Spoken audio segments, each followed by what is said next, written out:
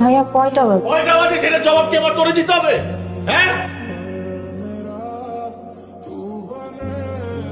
কি রে আজ সকালে এতবার ফোন দিতেছিস কেন? সকাল না সন্ধ্যা ঘড়ি দেখ।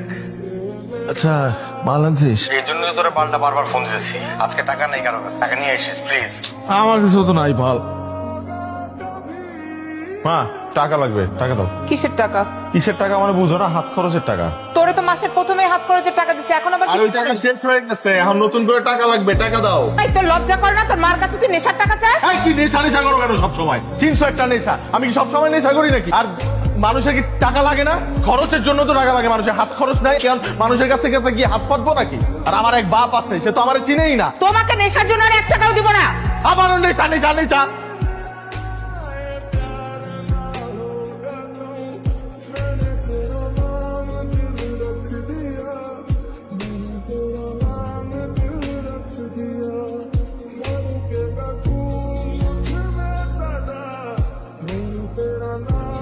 তোরা সোনা দানা টাকা পয়সা যা আছে সব নিয়ে যা, বাকিগুলো আমার দিয়ে তুই।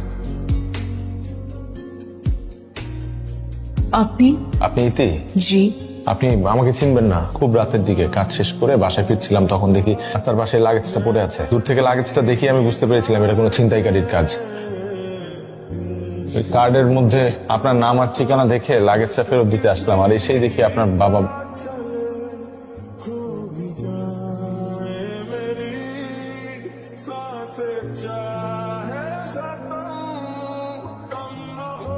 মা ভাত খাবো। কি? ক্ষুধা লেগেছে, ভাত খাবো।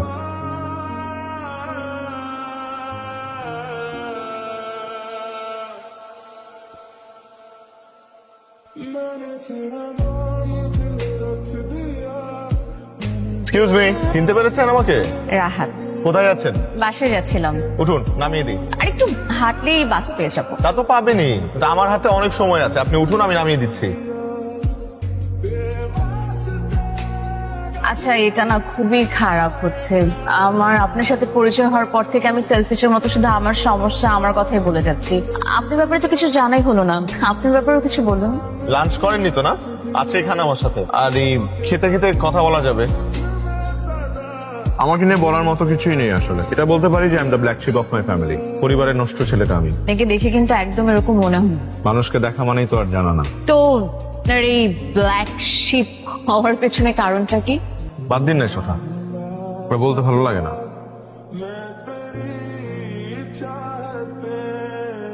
বাবা আমার একটা চাকরি দরকার, যে কোনো চাকরি, তোমার অফিসে হলেও হয়। সব টাকা জোগাড় হচ্ছে না মনে হয়। বাবা প্লিজ, আমি আর কোনোদিন নেশা করব না, আমি ওগুলো আর ছেড়ে দিয়েছি। অনেকদিন আমি নেশা করিও না, তোমার আমাকে দেখে বোঝা উচিত। বাবা নেশাখোর বন্ধুদের সঙ্গে ঝগড়া হয়েছে? বাবা প্লিজ আমাকে আর এম্বারেস করো না, কারণ আমি লাইফে অনেক অন্যায় করেছি, অনেক খারাপ কাজ করেছি, তোমাদের অবাধ্য হয়েছি, কিন্তু সেগুলোর জন্য আমি অনেক অনুতপ্ত। আমি তোমাকে কথা দিচ্ছি বাবা, আমি আর কখনো এগুলো করব না। তুমি আমাকে একটা সুযোগ দাও বাবা, তুমি আমাকে একটা সুযোগ দাও বাবা প্লিজ।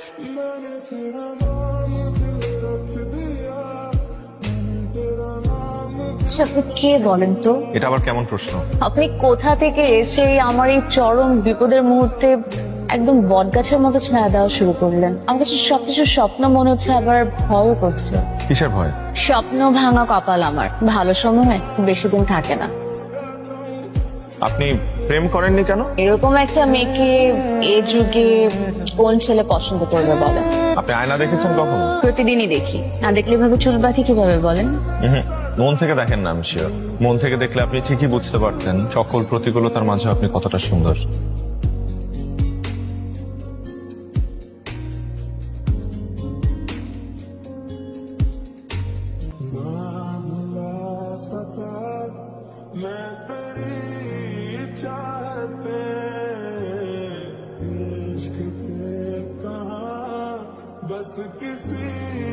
কি করা যায় বলো তো? আর কি করে কি করব? তুই তো আমাকে আগে কিছু বলিসনি। মা আমি তো নিজেও জানতাম না, ওনারা হুট করে চলে এসেছেন। একদম ব্যস্ত হবেন না, আমরা ইচ্ছা করে আপনাদেরকে না জানিয়ে এসেছি, আমরা রাহাতকেও জানাইনি। আপনারা এসেছেন, আমি খুব খুশি হয়েছি। আপা আমি কিন্তু একটা আবদার নিয়ে এসেছি। ওদের ব্যাপারটা জানেন কিনা, আমরা না আজই ওদের বিয়েটা দিয়ে দেবো। কিন্তু আমি ওর মা হলেও সংসারে এখন ওই বড়। ওর যদি কোনো আপত্তি না থাকে আমারও কোনো আপত্তি নেই। তোমার কি কোনো আপত্তি আছে?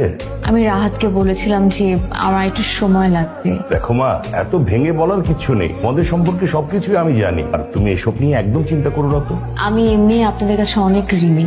মা প্লিজ, তুমি না করো না। আমি অবশ্যই রাজি। হ্যালো, রায়হান সাহেব বলছেন? জি বলছি। রাহাত আপনার কি হয়?